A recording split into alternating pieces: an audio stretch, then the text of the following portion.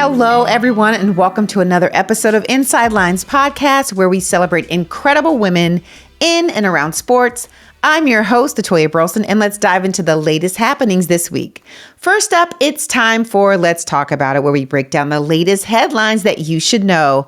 Sunday's action started in Berlin, where Colts star Jonathan Taylor went off. He had an amazing performance, and basically, he's the reason they beat the Falcons. So congratulations to JT. I loved his dance. I loved that game. It was very entertaining. I love entertaining games, don't y'all? That was a really fun game. And shout out to the Colts for having just an amazing season thus far. Speaking of amazing seasons, the Ravens started off not so great, but they have secured their third consecutive win in Minnesota. Congratulations to the Ravens. They are back in it, while the Bills failed to win their third straight in Miami. The Rams avenged their Week 5 overtime loss to the 49ers. Matthew Stafford went off and threw 4 touchdown passes for the third straight game. He's having such an amazing season. It's been fun to watch him. Shout out to Matt Stafford. And it secured the LA Rams' 4th win in a row. Elsewhere in the NFC, we got to talk about the Seahawks, because the Seahawks are killing it right now with their 4th straight win by beating the Cardinals. And the Lions comfortably reached 40 points in a blowout win over the Commanders. The Bears and Texans overcame double-digit deficits in their second half against the Giants and the Jaguars, respectively. And in Tampa, the Patriots halted a potential game-winning drive from the Buccaneers. Some unfortunate news that just happened is New York Giants have fired head coach Brian Daboll after 3 seasons. So it'll be interesting to see what happens there. And we will keep you posted. But moving on to Make It Make Sense, where we tackle everyday curiosities and questions we all discuss behind closed doors. Speaking of closed doors, when y'all go to bed and you close your door, I hope you close your door, tell me if you use the snooze button. The snooze button is one of those controversial pieces where some people feel like, oh, it's my last bit of sleep. I want to just snooze. But are you really sleeping? They talk about it. It's just 9 minutes of panic where you hope it goes off, or, you're struggling. It's just you're in and out of sleep. It's not really good sleep. So let's talk about it. Is the snooze button a feature that offers a deceitful compromise in the morning, where you battle between your rational brain, where you must get up, and your primal brain that wants you to stay warm and stay in bed? The absurdity is that those extra 9-minute intervals are low quality. They're fragmented. They call it junk sleep. And hitting snooze repeatedly yanks you out of sleep cycles, especially like every time you hit it and you go back to sleep, it's a new sleep cycle, and it just starts all over again, causing sleep inertia, that groggy, disoriented feeling that makes waking up harder and not easier. Y'all tell me, do you even listen to all that? Are you like, no, Toya, I want those last 9 minutes of sleep? I would love to know what you think there. I'll tell you my bit at a later time, but let's stir up some good debate in It's Debatable. This sparks everyday conversation you have, and we talk about this all the time. We talk about growing up, the holy trinity of breakfast debates, aka cereal. There's this topic of cereal. People say, is cereal just like another cold soup? And people say, no, it lacks savory broth and it's not simmered in ingredients. It's a breakfast food. But if I throw all of that away and I talk about, forget about that, do you put your milk in before your cereal, or do you put your cereal in before your milk? I need to know. That is very, very concerning for me, depending on which way you go. I choose to pour my cereal first and then my milk, but there's reasons there. I don't want to just like dump my cereal in a bunch of milk before. I feel like rationing out the cereal is what makes sense most. I don't need a lot of milk, but maybe it's because I don't like a lot of milk. I don't know. But more importantly, we talked about this. Number 1, do you pour your cereal first or your milk first? And number 2, when you go into your pantry and you have 5 cereals, I'm talking Honey Nut Cheerios, Cinnamon Toast Crunch, Fruity Pebbles, Lucky Charms, or Captain Crunch Berries? Which one would you choose first? What's your number one go-to cereal? Cinnamon Toast Crunch, Lucky Charms, Honey Nut Cheerios, Fruity Pebbles, or Captain Crunch Berries? Let me know. As far as what I came up with when I sent out my survey, number 5 was Captain Crunch Berries, which was surprising to me. I thought it would be higher. Number 4 was Lucky Charms, which I was like, I feel like Lucky Charms used to be cool when you were little, but I don't know about as an adult. Number 3 was Honey Nut Cheerios. I don't know if it's just because it's a classic comfort cereal and you're getting older, so that's just what you grab. Number 2 was Fruity Pebbles, and that's just a bunch of air sugar crunch. So that was interesting. But my husband loves Fruity Pebbles. And number 1 was Cinnamon Toast Crunch, that unbeatable milk to spice ratio. Y'all let me know if y'all agree. Is Cinnamon Toast Crunch at number 1? Is Captain Crunch Berries at number 5? Or would you throw another one down to 5? So let me know what you think. In the meantime, let's get to our next episode. Enjoy.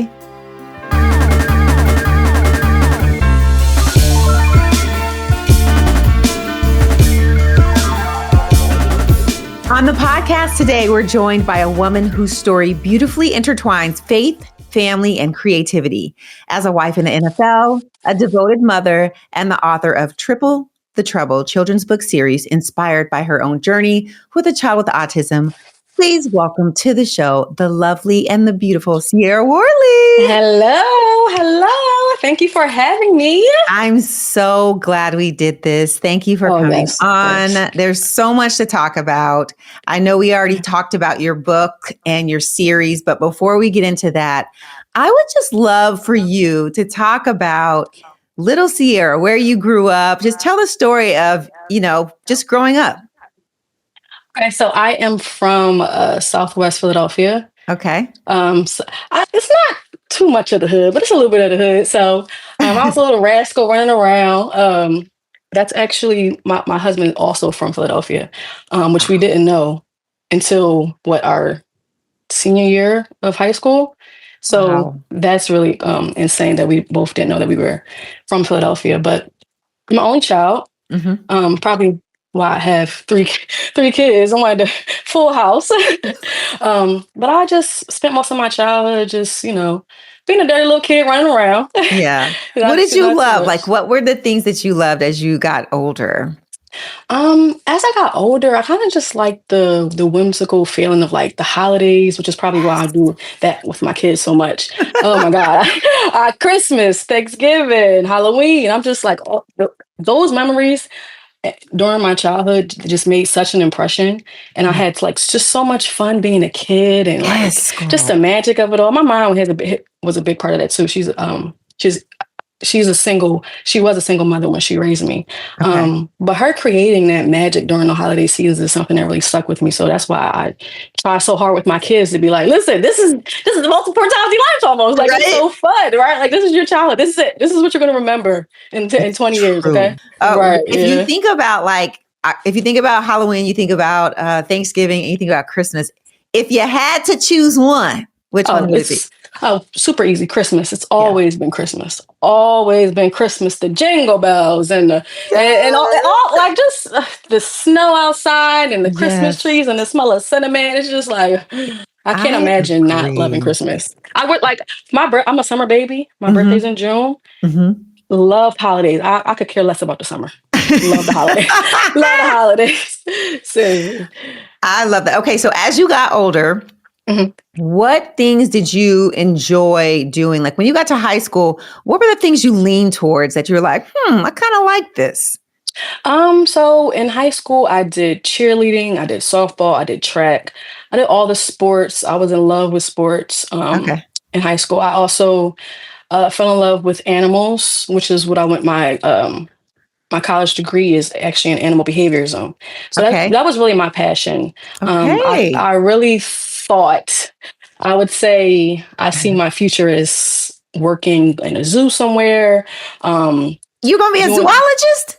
Well, let me roll it back. My degree was in animal behaviorism. And after I graduated college, I actually did work in the Philadelphia Zoo for about 3-4 years.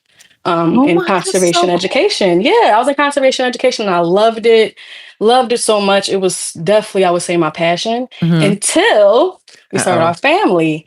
And I'm like, I don't want to miss anything. I don't want to miss it. And with being in the zoo and working in the zoo, it's like, it's 24/7, 365. Like Yeah, it's no days off, no holidays off. Because you gotta think about it, the zoo is always open. always. So there's no, oh, getting Sundays off to go to a game. There's Yeah, no, oh, let's pick the kids up at this time and do this. Or, the schedule was just so tight and strict. I'm just like, there's no way I can be able to do both essentially. And yeah. that's when I had to pivot my passion into motherhood. I had to pivot it into like, okay, I'm going to focus all of my attention in here because I don't want to miss anything. And this is not knocking anybody that works as You just well. had a caring heart. It just like you literally went from Yeah, animals to I'm kids, just like that like, well, caring motherly, pivot. like Had to yes. pivot. Had to pivot. And then I just made that, my passion. Uh-huh. And that's what it is. So, okay. Did you have a lot of pets growing up? How did you decide, like, I'm gonna, major? Well, I think it started like basically when I think back to it, it started in childhood. I used to go with my dad every other weekend, Hmm. and I would cry and be so upset and like, oh, I don't want to go. Like I'm want to stay home. Hmm. And he just decided to take me to the zoo one day, and I would stop crying. Suppose this is what he said, and I would just stop crying. And then every other weekend, I would be at the zoo, and I'm like, well, that makes Oh, sense. Then that makes sense. Why it would be a yeah. passion of mine. Spending my whole basically half my childhood there. So Yes, yeah, that was your happy place. that's my happy place. And then I ended up working there. I'm just like, this is actually surreal. Wait a minute. Wait a minute. That This is is awesome. crazy. So Yeah. you talked about your kids. Talk before Mhm. we get into the kitties. Let's rewind back because I love a love story. Talk about Okay. how you met your boo. That man. It's like, no. So I actually met him, like I said, our senior year of high school going into college. Hmm. We found out that we were both going to West Virginia University. This is before we knew each other. We both just found out we were going there as freshmen. And we just got around, like we were friends for a while Hmm. and we just started to click essentially. Like we Hmm. just realized like, I don't know if we're just friends, like Yeah. I don't think we're just friends. I think there's something there. Yeah. And from then on, it was just like we were together 24/7. I was in his dorm more than I was in my dorm. I'm just like, it was kind of just like fate aligning. Whereas, and then when we realized that we actually even went to the same overnight camp as kids, and we didn't even know it. The same Wait, wait, week, wait. down to the same week. Yeah, it's So a lot. It's y'all a lot. find out later that you were basically born and raised in the same city, and then you find Yes, out that you went to the same camp, but didn't even know. One of them tried to didn't run even around know snotty nose. Like you weren't even exactly. paying attention. Wasn't even paying attention. Didn't even know my future husband was running around. We were playing sports in the lunch hall and everything. It's a 2-week overnight camp, mind you. So we're Okay. away. Yeah, we're away from our parents. It's just a bunch of kids, just Mhm. being kids and stuff.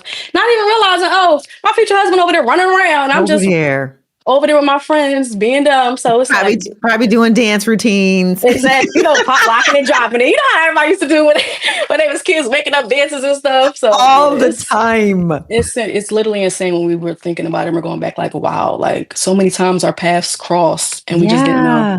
Yeah. Yeah. So you guys were friends first, and Hmm. then it grew into something more than just friends. Definitely. And Yep. when did you know this is my person? Mm. Oh, that's such a hard question. When I knew that he was my person, I don't want to say it was like immediate, Uh-huh. but it was just like we had gone, it was like just a random day, and we had gone the entire day without talking, without speaking. It was just because our schedules were busy. He was playing football, I was busy like studying and stuff, Mhm. and we didn't talk. And I'm just like, something is missing. Like, I feel like like I felt lost not talking to him, and I'm like, do I love this man? Hold up, wait a minute. And then when we started talking again, he was just like, yo, I felt like I was missing something this entire day. And I'm like, maybe you love me too? Like it was like that. So I'm just like, yeah, this is it. This is This it is for me. I can't, it. yeah. Yeah. It's So something about it's so interesting you say that because Nate and I met in college. hmm And there's something about growing up together and like spending that right. time together that just Definitely. hits different. It's just different. It's just different. Yeah, we definitely grew up together, and I feel like that's such a an important thing because it's. I mean, yes, you can meet your person when you're already fully developed, but it's just Yeah. like growing through stuff and going through stuff. It's like it Mhm. changes. It makes you closer. You know? It does, Yeah, 100%. yeah. Okay, so you guys are dating. You realize you love each other, right? Hmm. And at some point, he enters the draft. Oh yeah. I remember this, so I cannot wait to hear like your perspective.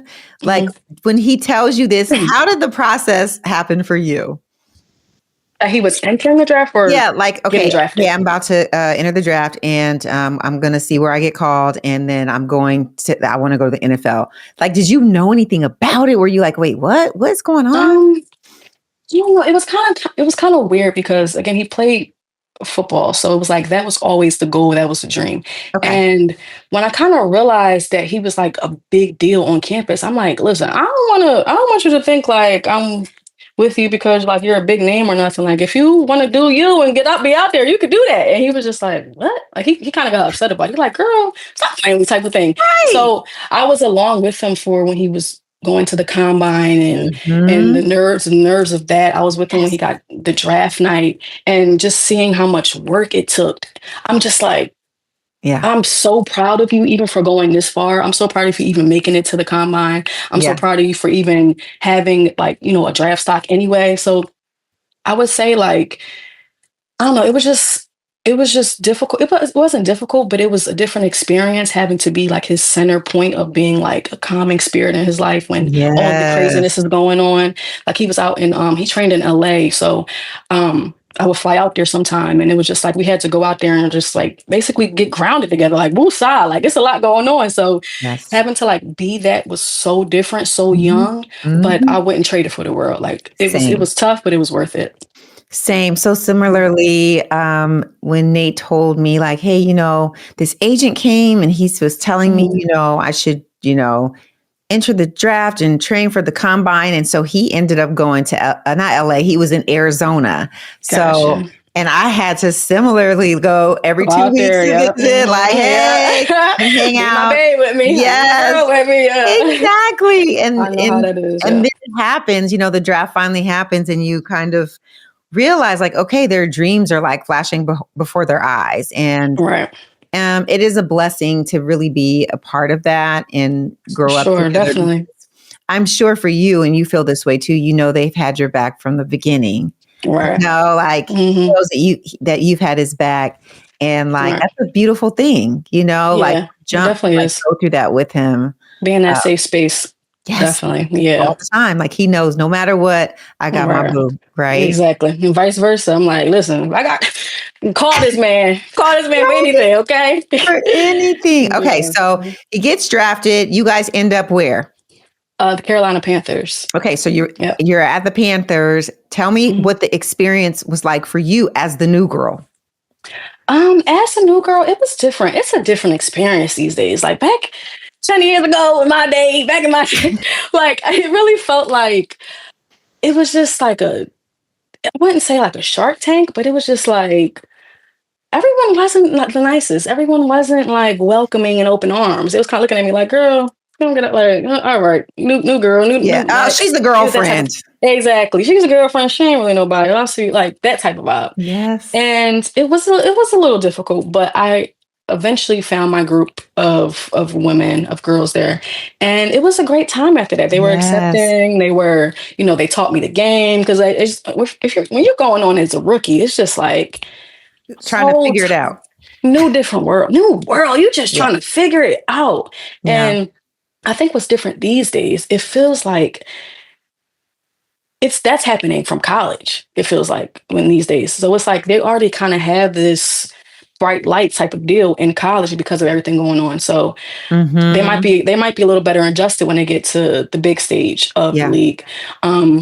But my experience, it was positive and it was negative, and I took those negative moments and I still learned something from them and still grew from them. So Wouldn't trade it for the world. Same. I feel like those negative moments for me made me realize I don't ever want to be like that. Like Exactly. I'm not being that girl. Exactly. I would never. I'm so like, whenever I meet a new girl, it don't matter if it's practice squad, don't matter if it's free agent, don't matter if it's drafted, like always just welcoming and nice. Like we all girlfriends before we're anything else. Exactly. And we're all doing the same thing. We're all doing the same thing, child. Like, come on, please.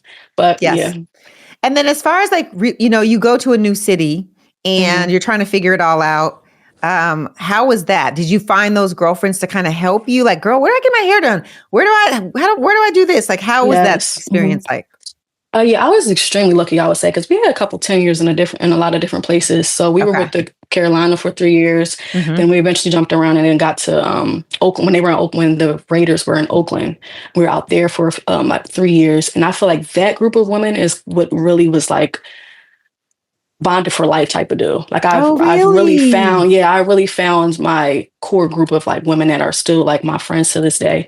And I feel like that's really, I wouldn't say it's rare, but it kind of is rare to find women that have your back through whatever. You can learn so much from, that you're inspired by. Yes. Like I'm just so thankful to have women in my life that I can look up to them, even as mothers, as business owners, as whatever it is in this case, just like you, for example. Yeah. Like just having those type of women in your life that you're inspired by is so important. And I feel like that's kind of where I got lucky at, is I was able to ask them, like, where we got putting our kids in school? What doctor y'all going to? What pediatrician y'all going to? What OBGYN type of thing. So, real sisterhood and community is so important. It's underrated. And like, people don't understand, like, when you have real sisterhood and real community, you can literally do anything, because women are like a superpower. We gonna help you do anything. Figure it out. We're gonna figure it out. Okay. We're gonna figure it out. Exactly. Yeah. So I want to talk about obviously you decided to become a mom at some point. Yep. And I don't think there's ever a manual for what you go through, like while you're pregnant, all the way through. Talk about your experience, like just being pregnant for the first time and then going into like seeing this baby for the first time come out. I feel like that's something that jumps out to me so much. Like that first moment of holding my first child, like as soon, I'm talking about fresh out the womb. Yes. And they put him on my chest and I'm like, what the heck? Like, what? I was just in like utter shock. I'm like, this really came out of me? Like, what are we like? And now it's mine. I got to take it home. I'm just like, I can do it. Are you sure we gotta go home? Are you sure? It was so surreal. I'm just like, I can't believe. I literally could not believe it. And then you get into the groove of it. After you're a mom, you get into the groove. But that first moment of like feeling that first kick and just holding him for the first time, I'm just like, I couldn't trade this moment for anything. I know it's cliche, but like I really wouldn't trade that moment for anything. Like it's so special. And it's like your baby, like right. Newborns. I feel like, I tell Nate this and he's like, I don't know how to feel about that. But I'm like, no, it's not a bad thing. But I say, I love you. And I love you. But like a mother's love for their child, it's different. Goes in places I didn't even know I could light up. Like it's literally your heart outside of your body. You're watching your 3 little hearts run around. I'm just like, y'all get on my nerves, but I love y'all so much. I love y'all so much. But y'all get on my nerves, but you on my little hearts running around. Yes, and then they're sleepy. You're like, oh, they're so cute. You want to cuddle and stuff. Yes. Then they start whining and crying. Like, all right. No, all right. All right, now. I love it. That's beautiful. Yeah. Okay, so I want to talk about you being an author. I would love to know what inspired you and how you even went down that lane, because I know it's not easy. It ain't for the faint of heart. Definitely, so let's talk about it from the beginning. So from the beginning, it kind of started in 2020, I would say, the height of COVID, when everything else started.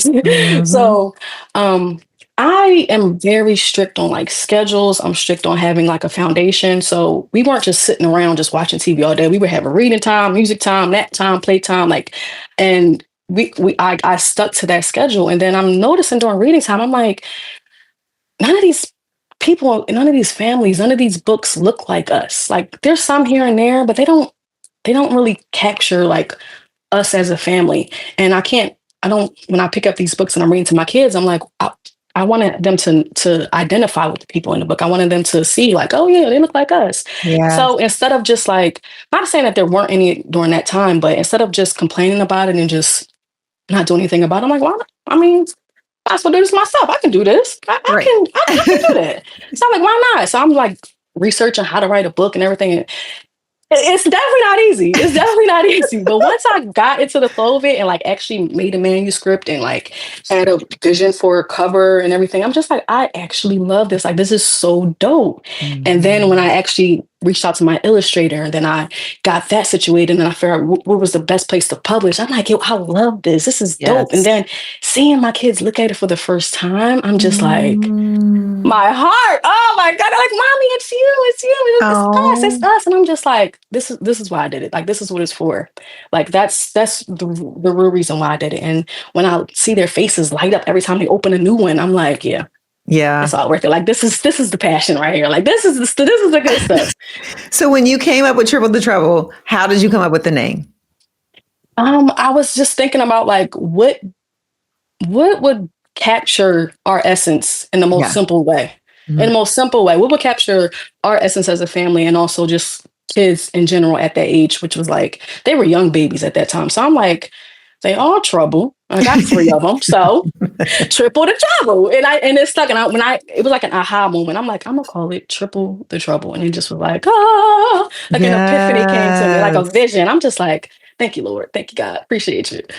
That's awesome. And then you talk about the process. Like, how long did it take you from start to finish that first book? Mm-hmm. Well, the first one took a while, just because I didn't have my process down. I didn't have like it was like a thing I would do. Cause like I said, my babies were younger when I wrote the first one. So I didn't have time allocated to like, okay, this is my writing time. It was just a thing that I would do like at night if I felt like it or something. So that one took, I would say, half a year from like manuscript to finding the illustrator and everything like that. So it did take a while essentially for the first one.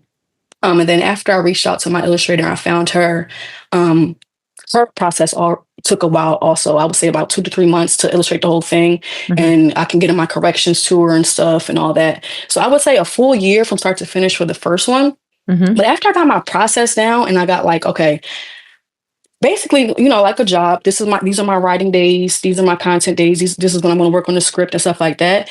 The process now takes much longer. I would say like 3 to 4 months from start to finish, just because me and my illustrator have like a set process down, and I send her that manuscript and she gets it to me. She's like, all right, so what's our timeline? And she's actually from the Ukraine. So we're on different we're on different timelines and everything, but we have the process now where it's like, okay, got a new one. Here's my manuscript. Tell me what you think, whatever. She said, oh, I love it, love it, love it. And then she'll get to writing and get to illustrating. And it comes out, I'm so in love with her because it comes out so perfectly. Yeah. And that's when you know that's your person. You're like, this is the person I need because she can see what I'm trying to say and make it come to life. Exactly. Yes. And I send her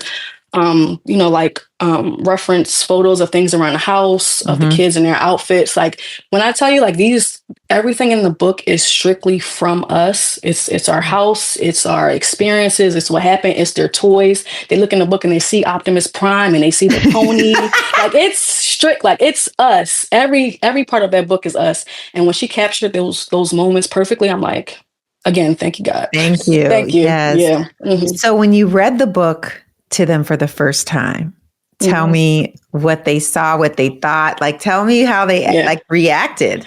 Yeah. So the first one was Triple the Trouble I Don't Want to Share. So it's basically going through the experience of Caden, our oldest, having siblings for the first time. And he's just like going through that experience of not wanting to share his stuff. So when I'm reading it and they're laughing, they're like, Mommy didn't want to share his toy. And they're giggling, they're laughing, and then they see the expressions on the page and they're screaming and stuff like, oh no, I can't believe he did that. Da, da, da. So I'm just like, when I'm reading it to them, I'm just in that moment, I'm just like, yeah, you guys are understanding. You get it. Yes, this is us. And like, it's just like a moment I almost want tears to my eyes. I'm like, this is really what I wanted to do it for. And to see that it was all worth it, and to see their faces light up and to see them identify with it, I'm like, yeah, it's awesome. It's an awesome feeling. As a mother, being able to illustrate and write a book where your kids see themselves, they feel seen. How fulfilling is that for you? Oh, it's totally fulfilling. It's totally rewarding also, that they can see that in themselves, or they can take it to school, and the school and their teacher reads it to the class. And not only feeling it from their point of view, but also when the book went live and it was published, and seeing all the reaction from my community, like they look like us. Like for example, um, the second one, all about autism. Mhm. When I share that in the autism community that I'm surrounded by, they just wrote me saying, "Thank you so much for doing this. Thank you so much for this." And we feel so seen in this experience. Yeah, And that, I feel like that was so rewarding, because it was the reason why, like it's your right. reason why. So when you get that feedback, that positive feedback, like, Mhm. "Thank you for doing this," or even a simple, like, "We loved it," or "We shared it," that is just so rewarding on so many different levels. And I'm like, this is exactly why I wanted to do it. What was that? What was the message you wanted to get across in your book about autism to anyone that's reading it? What would Mhm. you say the main message was? And why was it so important for you to write this book? I feel like the main message was just about how to deal with the diagnosis from like a family dynamic standpoint, Mhm. how to explain that to young children in the moment. And granted, every autism diagnosis is different. Every child with special needs is different. But being able to explain that to their siblings is a universal experience that everyone has to go through. And I feel like the book definitely put it in a way that would be able to be understood from young children point of view. And sharing our experiences in the book, it just wrapped it all together, and it gave a simplified version of, oh, my sibling is different, and this is Mhm. why we should act this way, or this is why we should respond this way to it. And not saying that it's like a guideline on how to do it, but again, just sharing our experiences to where other parents of children with special needs can relate to was Mhm. really important to me. So, how many books do you have left in the tank? Listen, if I could keep going every year, I would keep going every single year. Okay. It's not, listen, I'm at 4 right now. Hmm. If I get inspired to write 5, 6, 7, 8, 9, 10, it's going to keep going as long So as there's no number. Like there's not a there's number no where you're number. like, yeah, okay, that's There's no, beautiful. yeah. So I feel like the series will just continually grow with Mhm. the kids' ages. Like, again, the first one, they're babies. Then you can see a little growth in the second, and they look totally different in the fourth one. So it's like I'm gonna keep going as long as I can, as long as I can inspire, as long as our we still go through lessons. I'm gonna keep going.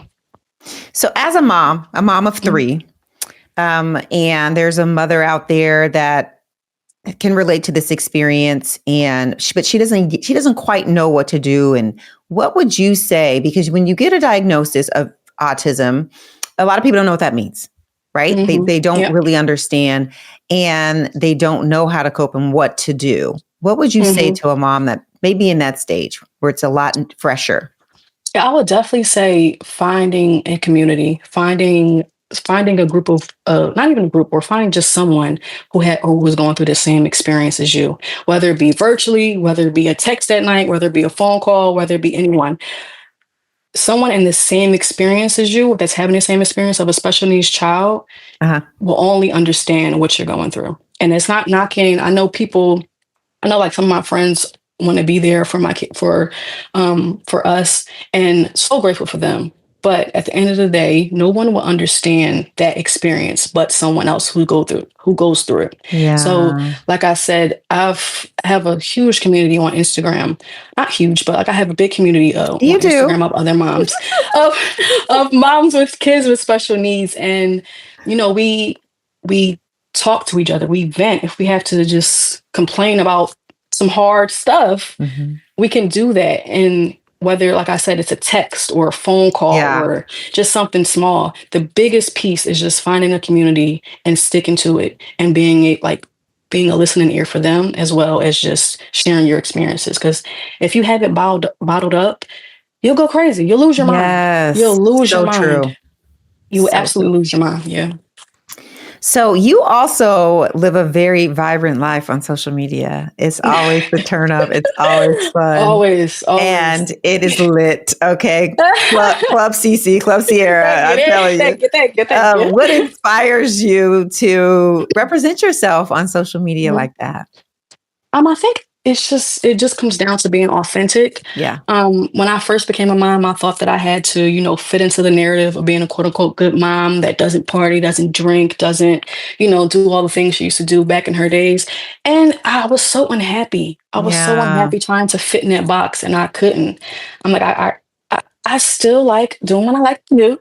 I still like going out. I still like clubbing with my husband. I like taking shots. I do it all. Like, I love doing it all. And why do I have to not do it? Why do I have Yes. to not do it? It makes me happy because I have kids. Yes. I can still go to the club and turn up and have fun, and then the next morning get the kids ready for school. That's right. Or it's Monday and I got to do some hair, or I got to do some homework, or I got to read a book or something. Like, I can still do both, and that balance is so important because I know a lot of mothers that are, I don't want to say I know mothers that are unhappy, but they seem so unhappy just because they haven't found that balance, or they're letting go of who they are essentially to the end, like themselves. Yeah. And I'm like, I can't, like, I don't want to either. I don't want to do that. I don't want to have to put myself in a box. Amen to that. So yeah, that balance is just so important. Well, that just shows the multifaceted pieces of you. And that's I think, in meeting you in person, for me, that was the thing that I noticed. Like, there's all of these different layers and pieces of who you are that genuinely makes you who you are. And the more you talk and you get to know you, I'm like, she is a dope human being. Oh, so, thank you. No, I appreciate that. That's so sweet. It's true though. You have depth, but you're fun, but you're a mother. You love your babies. You care about education and making sure that they see themselves. But if it's time to turn up and have a good time, you can do that. It is beautiful to watch, and I really am. Thank you. Yeah, I enjoy it. I appreciate that. Yeah, I definitely appreciate that. Like, this girl right here, boy. No, same with you though. I'm so inspired by everything that you do, as far as the journal and Ladies Playbook. It's so inspiring, and watching you be able to captivate so many women at once just by sharing your story, or just helping us along the way. So, like, just knowing you and the things that you stand for and the things that you want to teach women, it's so important and it matters. And I'm so inspired by it. So, giving you your flowers also. Like, you're doing the damn thing, okay? You're doing the damn thing. Thank you. I appreciate that. And I appreciate you being a part of Ladies Playbook. And I think that, you really want genuine people out there. You want people that truly care. They care about sisterhood. They care about lifting each other up. And, it's not, I know that they see the fun that's had. Right. But, it's also the moments that aren't the documented. Deep moments. Where you can really just sit down and talk to someone and connect. Those things mean the world. So I appreciate each and every one of y'all for sure. Oh, definitely. Definitely. Of course. So I have another question for you. Yeah.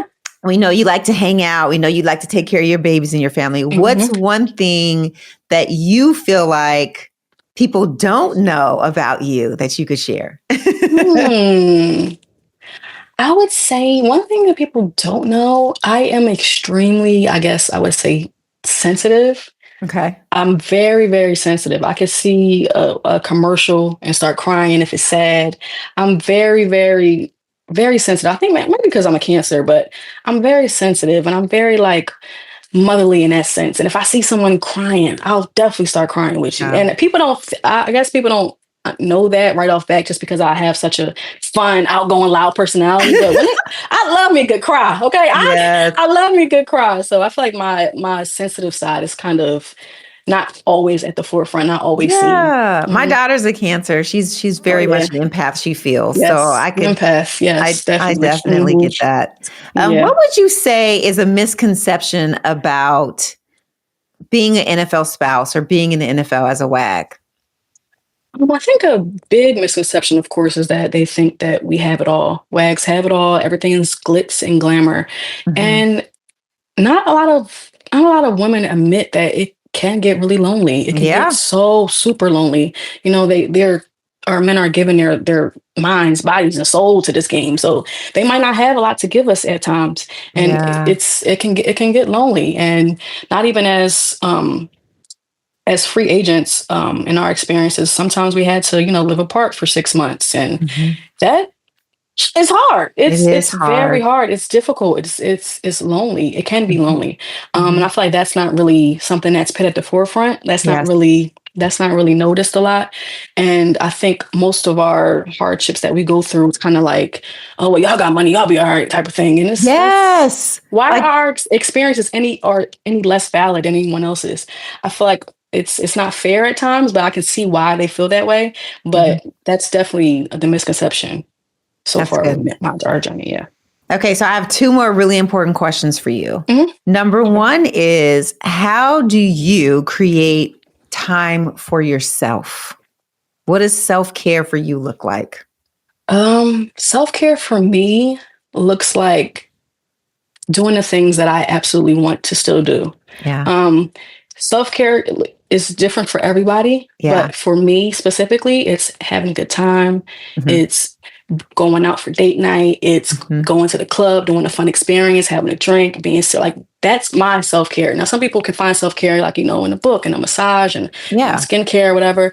But specifically tailored to me, it's doing what I used to do before I had kids, or still being my person that I was before I had kids. Yeah. Um, and I think that one reason why um, I feel the most successful in that is because I prioritize that and not, you know, just motherhood. When you Yeah. prioritize that self care as a mom, it changes you because you're able to pour into yourself and then still being able to pour in them, because you can't pour Yeah. from an empty cup. So Girl.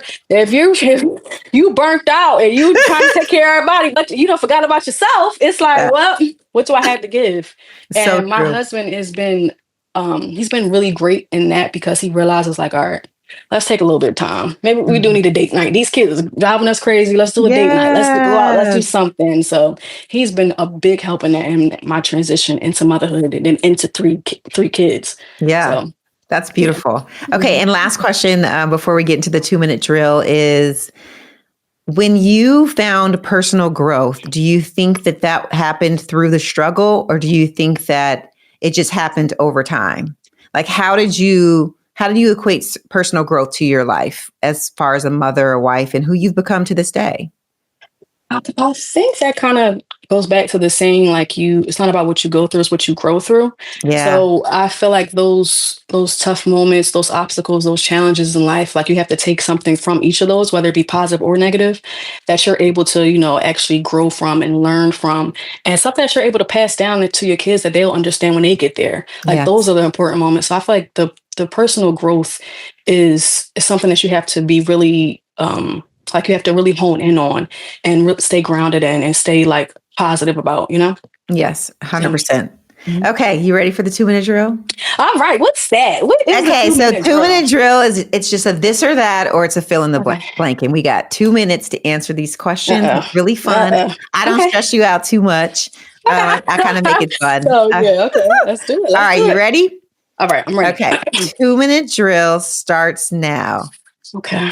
Do you prefer a road trip or taking a flight? Taking a flight. Fly me out, please. Fly me Let's not go in the car. out. Tell me your favorite author. Author. Me, myself. Love that. Yes. I was hoping you said that. Okay, phone call or text message? Text me. I don't like talking on the phone too much now. Okay, favorite color? Black. Love me some black. See, I got them on the day. Adventure or relaxation? You only can Oh, pick one. that's tough. Oh, that's tough. That's tough. Adventure. I'll rest later. Give me an adventure. I'll rest later. Tell me your favorite movie. Oh, How the Grinch Stole Christmas with Oh, Jim you're Carrey. so It's cute. my I favorite. love It's it. my favorite. Do you prefer a live concert or the movie theater? I love a good movie. I love a good Okay. movie. Sneaking my snacks. Yeah. What's your favorite dessert? Mm, brownies. Brownies. I just Bunch had some brownies. yesterday. Yep. Gotta be careful. Gotta be careful with those though. Right. Early bird or night owl? Night owl. When that alarm go off in the morning, oh my God, Jesus. Do you prefer to cook or do you prefer takeout? Take out, take out. Let's not lie. Let's not lie. Let's not lie. Like take out. And if you could tell little Sierra anything, what would it be? Girl, look at you now. Like, don't worry, don't stress about anything that's going on in your life. You made yourself proud. You've built a life that's beautiful, that's wonderful. Stay the course. Don't listen to the dirty little bullies out there. They don't matter. They'll never matter. But look at you now. You've built a life that's amazing, and you should be really proud of yourself. Stay the course, babe. Stay true to yourself. Stay authentic because you're going to be the woman that you want to be. Ooh, Sierra Worley. I know. Listen, I'm learning a little bit from you little youngsters. That was amazing. Thank you for sharing. If anyone wants to get a hold of you, where do they find you? I'm on every platform, TikTok, Worley's World, Instagram, c.worley. Not on Twitter, but yeah, those are the big ones. TikTok and Instagram. Okay, y'all know where to reach out. Thank you so much for joining. You are amazing. So inspiring. And tell them where to get your book. Triple the Trouble is exclusively on Amazon. Just type in your search bar, Triple the Trouble, and all 4 books will pop up. They're good for every holiday season. We got Halloween, we got Merry Christmas, we got All About Autism, we got I Don't Want to Share. They're perfect for any type of child in your life that loves to read, that looks like you, or not even looks like you, or just wants to read a good book. Go get it from Amazon exclusively. Sierra, you are amazing. Thank you so much. Oh, you are too. Thank you for having me. I had such a great time. All right. Well, this wraps another exciting episode of Inside Lines Podcast. I'm your host, Atoya Burleson. Thank you for joining me and celebrating powerful women in and around sports. Your support really helps us to amplify women's voices in sports. So please remember to listen, subscribe, rate, and leave a review wherever you listen to the podcast. And don't forget to follow us on social media at Inside Lines Podcast or check us out on the web, www.insidelinespodcast.com. I'd love to hear your thoughts on today's conversation. Until next time, keep the conversation going, keep celebrating women, and here's to breaking barriers, building community, and being a voice in a world that needs you. Thanks for listening.